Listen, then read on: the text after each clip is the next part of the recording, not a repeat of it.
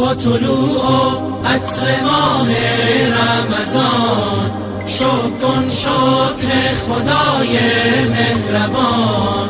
ماه تسکین دل است، ماه صیام، گر ز دل باشد تراویح و قیام. ماه مهمانیست، مهمان خدا، شده ای دعوت به مهمانی بیا.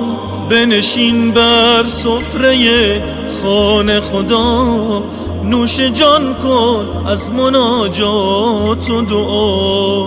با طلوع عطر ماه رمضان شکر خدای مهربان. ماه تسکین دل است، ماه صیام، گر ز دل باشد تراویح و قیام. روز درمان است بر هر جسم و جان، می شود با روز جسمت پرتوان. هم شود با روز صبر تو زیاد، چون بیاری مستمندان را بیار. با طلوع عطر ماه رمضان شکر خدای مهربان.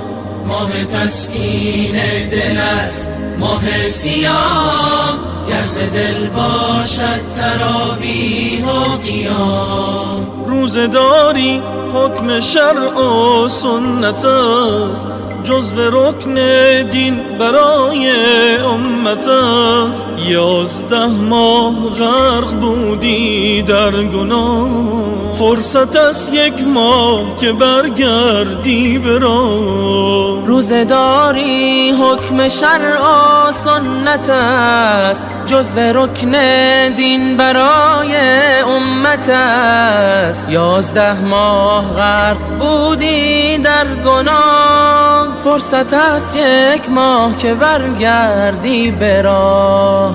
با طلوع عطر ماه رمضان شکر خدای مهربان. ماه تسکین دل است، ماه صیام، گر ز دل باشد تراویح و قیام.